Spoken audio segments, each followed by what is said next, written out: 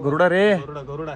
तर कोणी आपल्या हिंदू धर्मात विचारलं की तुझ्यासाठी महत्वाचं काय आहे, देव आहे का देश आहे का धर्म आहे, तर सर्वात पहिला आपल्या धर्मामध्ये आपल्या समाजामध्ये आपण पहिला देशाला किंमत देतो.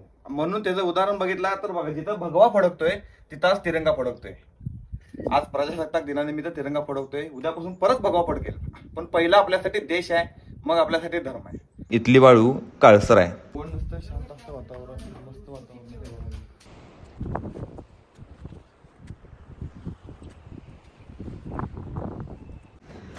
नमस्कार मित्रांनो, आपल्या चॅनलवर तुमचं पुन्हा एकदा स्वागत आहे. आज आपण निघालो आहोत कोकणातील एक हिडन जेम एक्सप्लोर करायला, रत्नागिरी जिल्ह्यातील पूर्णगड किल्ला. हा किल्ला खूप कमी लोकांना माहिती आहे, पण इथला निसर्ग, शांतता आणि हिस्ट्री सगळंच भन्नाट आहे. रत्नागिरी शहरापासून पूर्णगड सुमारे 25 ते 30 किलोमीटर अंतरावर आहे. इथे येण्यासाठी बाईक किंवा कार हा बेस्ट ऑप्शन आहे. रत्नागिरीहून गणपतीपुळे रोडने पुढे जायचं आणि नंतर पूर्णगडकडे वळायचं. हा रस्ता खूपच सैनिक आहे. नारळाची झाडं, हिरवे डोंगर आणि मध्येच समुद्राची झलक. तर चला सुरू करूया आजचा आपला प्रवास. किल्ल्याकडे जाताना आपल्याला भेटते ही सुंदर मचकुंदी नदी. ही नदी आणि अरबी समुद्र यांचा संगम पूर्णगड जवळ होतो आणि त्याचमुळे या ठिकाणाला खूप महत्त्व आहे. इथलं वातावरण खूप शांत आणि फ्रेश आहे. पाणी, आजूबाजूला निसर्ग आणि शांतता, एकदम रिलॅक्सिंग फील येतो बघा. पूर्वीच्या काळातही ही नदी खूप महत्त्वाची होती, कारण इथून समुद्र हालचालींवर लक्ष ठेवतात.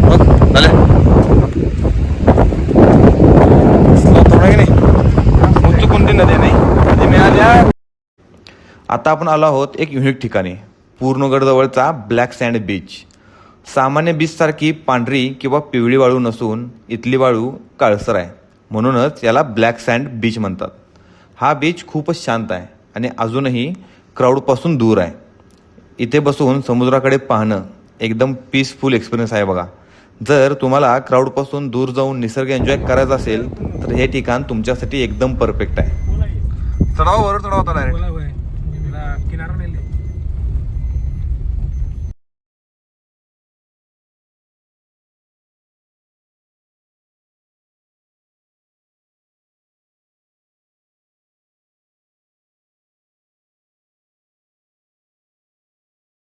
गडावर जाते गाडी.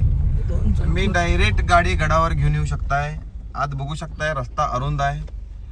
ड्रायव्हिंग करताना कसरत लागते. स्कूटी लई चुकीची लावला मला माहिती नाही, जास्त येत नाही लावायची. जाऊ दे, घाला. पूर्णगड किल्ला पूर्ण गडावर शेवटी आलेलो आहे. 26 जानेवारी निमित्त झेंडा फडकतोय.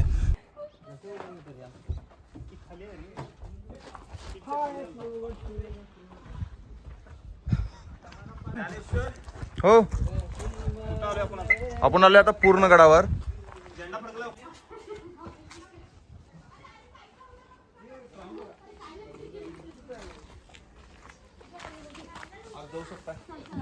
तटबंदी काय नाही चला स्थाय करा पुढे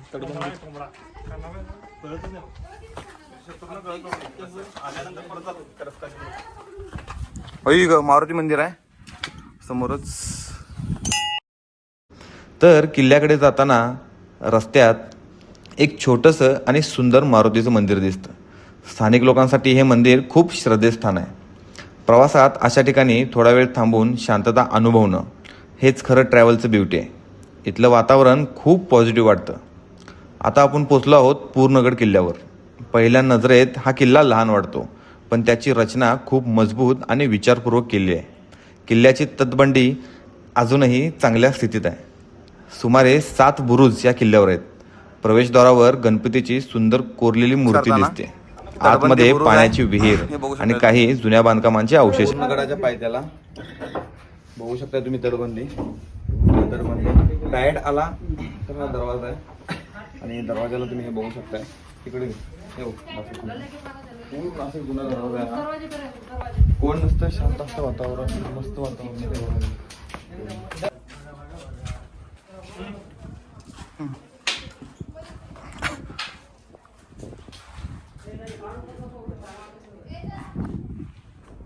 किल्ल्याचा एंट्रन्स.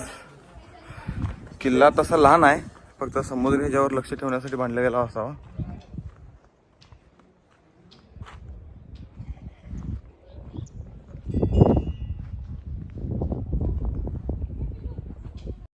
कोकण किनारपट्टीवर वसलेला पूर्णगड हा मराठ्यांच्या सागरी साम्राज्याचा साक्षीदार आहे. 17व्या शतकात छत्रपती शिवाजी महाराज यांनी समुद्रकिनाऱ्याच्या संरक्षणासाठी अनेक किल्ले उभारले. त्यापैकी पूर्णगड हा एक महत्त्वाचा किल्ला मानला जातो. त्या काळात पोर्तुगीज, सिद्धी आणि इंग्रज यांच्याकडून समुद्रमार्गे हल्ल्याचा धोका होता. या संकटांना तोड देण्यासाठी शिवाजी महाराजांनी मजबूत सागरी संरक्षण व्यवस्था निर्माण केली. पूर्णगड किल्ला याच व्यवस्थेचा भाग होता.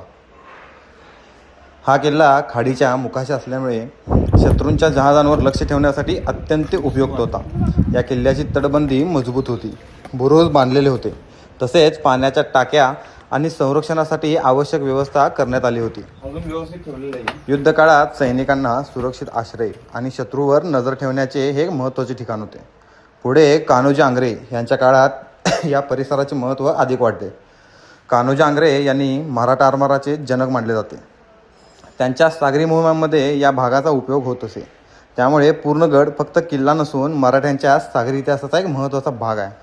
काळ बदलला, मराठा साम्राज्य कमजोर झाले आणि इंग्रजांच्या काळात या किल्ल्याचे लष्करी महत्त्व कमी होत गेले. हळूहळू किल्ला दुर्लक्षित झाला. आज येथे काही अवशेष उरले आहेत, पण ते अजूनही इतिहासाची साक्ष देतात.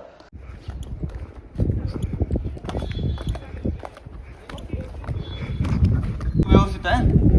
स्वच्छता एकदम स्वच्छ गड आहे. आणि त्या ग्रामपंचायतीचं खरोखर कौतुक करायला पाहिजे की बाकीची स्वच्छता ठेवल्यात आणि आहे असं ठेवलेलं आहे. ज्या पद्धतीने जो गड होता ना त्या पद्धतीने ठेवलेलं आहे. तर बघू शकता तुम्ही. इथून बाहेरून लक्ष देण्यासाठी एक वाट आहे. या बघूया इकडे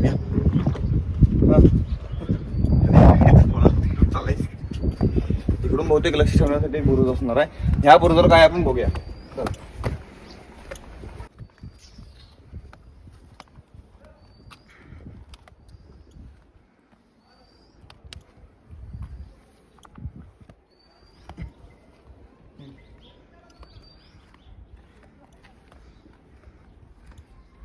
तटबंदी तटबंदी आहे.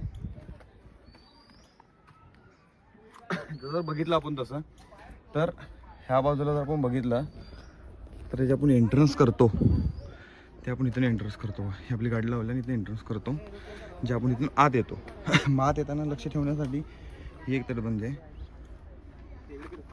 आणि हे बघा छान मांडलेलं आहे. मागं झाडं पण आलेले आहेत. विनोद जरा आज बघ काय आहे समोर सरळ. इथून पण घर आहेत. घरं आहेत जुनी. लक्ष ठेवायला आंब्याला मोहर आला. ही एक वाट आहे मस्त म्हणजे मी झिरो पण पास करायचं असं. आंब्याची झाड आहेत. आंब्याला मोहर आलेला आहे. विनोद चला तिकडे झेंडा बघूया आपण. मेन हे बघूया. इकडं जर बघितला सी व्ह्यू हे बघा समुद्र तटाला बांधलेला हा पूर्ण गड नावाप्रमाणे अजूनही पूर्ण अवस्थेत आहे. परिपूर्ण आहे. पूर्ण गड आहे पण परिपूर्ण गड आहे हा. एक नंबर आहे. आशा आहे की आपले जे लोक आहेत, जे पर्यटक आहेत, त्यांनी व्यवस्थित असंच संगोपन करावं.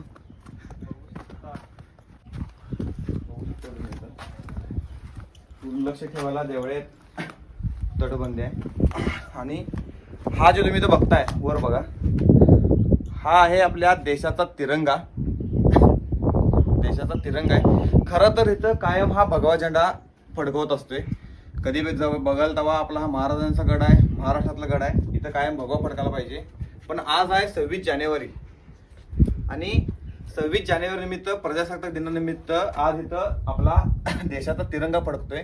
हेच विशेष आहे आपल्या हिंदू धर्मामध्ये की धर्म आणि देश यामध्ये सगळ्यात पहिला आपण देशाला महत्त्व देतोय, मग आपल्या धर्माला महत्त्व देतोय.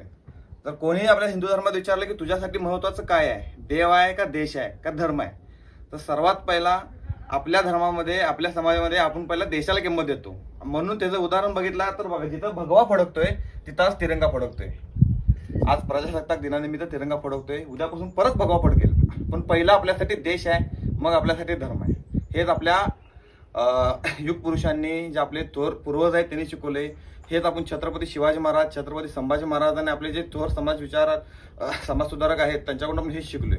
आणि हेच आजकालच्या नवीन पिढीला शिकायला पाहिजे. बघा तुम्ही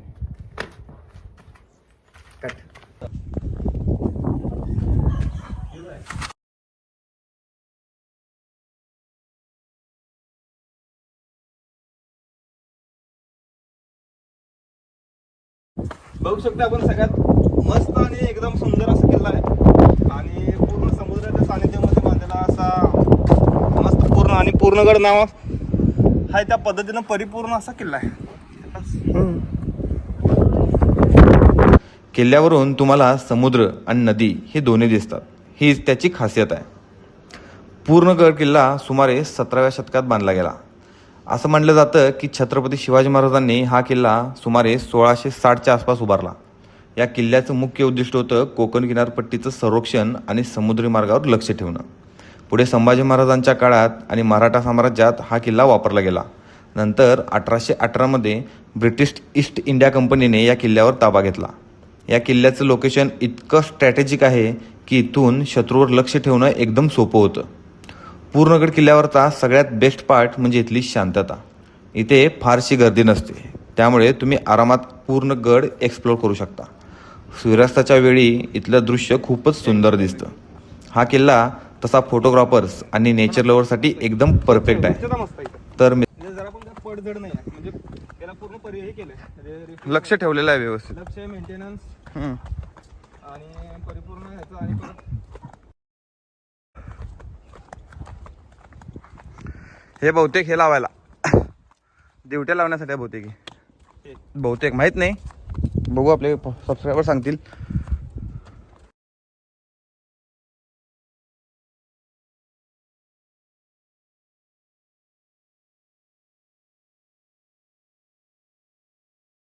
पूर्णगड किल्ल्याचे आणखी एक वैशिष्ट्य म्हणजे त्याचा निसर्गमय परिसर.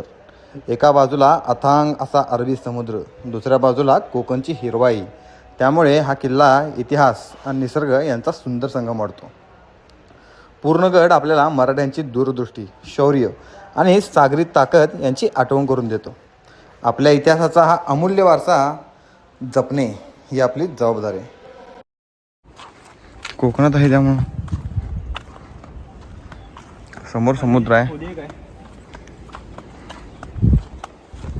किल्ला परत डेव्हलप केला कौलं ते घालून परत डेव्हलप. परत लावलं. डागडुजी केला, डागडुजी किल्ल्याची.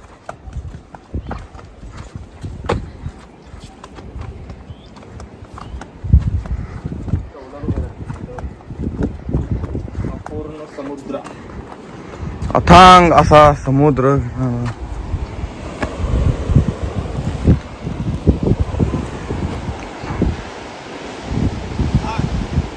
समुद्रावरती माशांच्या शोधात असणारी घार आहे इकडे. कुठं आहे?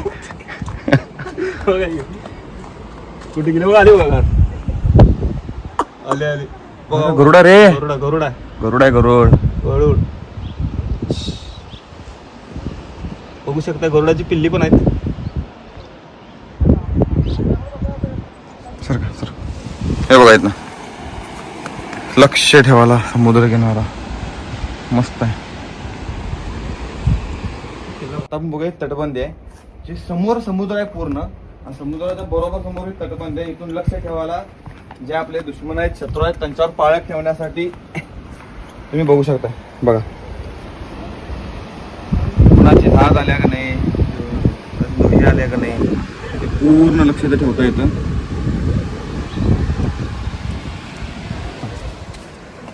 बघू शकताय तुम्ही इथून खाली, म्हणजे इथून पण पूर्ण लक्ष ठेवता येतं. पूर्ण इथं जर बघितलं तुम्ही, पूर्ण सगळा नजारा इथं आपल्याला दिसतो. तुम्हाला मी दाखवतो इकडे. चालतं बघा 5 किलोमीटरपासून पूर्ण किल्ला. हे बघा झूम करतो मी.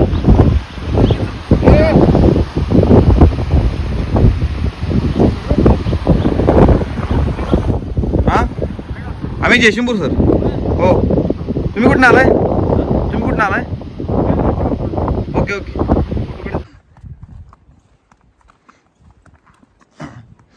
एवढा छोटासा गड आहे पण अतिशय सुंदर आहे. आणि असं वाटत नाही की गड सप्लायच. पूर्ण किल्ल्याची डागडुजी केलं आहे बघ की. इथं बघ सदर आहे, इथे एक सदर आहे. पूर्ण ओके कसं लक्ष ठेवायला आहे. पूर्ण एक खोली बांधल्या. तिकडे खुले इकडे काय या साईडला एक. तिकडे का आपण तटबंदी बघितली, लक्ष ठेवायला बाकी. हे जे डिझाईन आहे ना, हा 360 डिग्री मध्ये हा किल्ला आहे पूर्ण.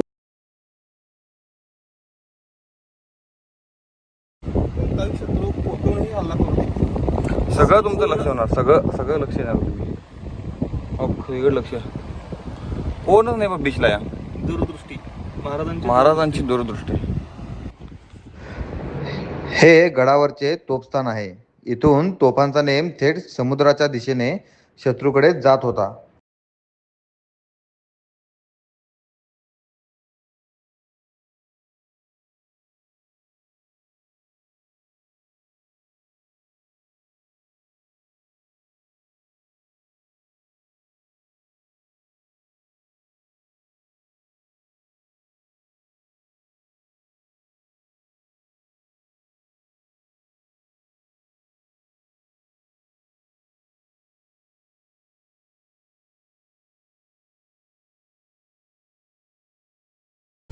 हो आता उन्हाळे